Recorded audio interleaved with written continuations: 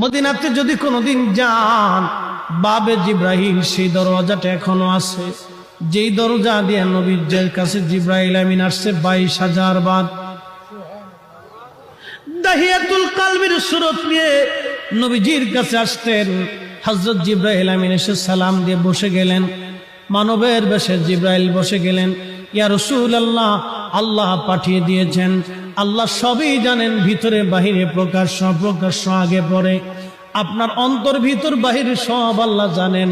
তারপরও আল্লাহ আমাকে পাঠিয়েছেন আপনার কুশল জানার জন্যে।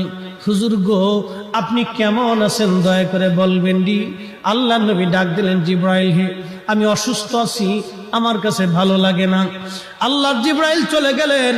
পরের দিন আবার এসে সালাম দিলেন, জিজ্ঞেস করলেন, ইয়া রাসূলুল্লাহ আপনি কেমন আছেন?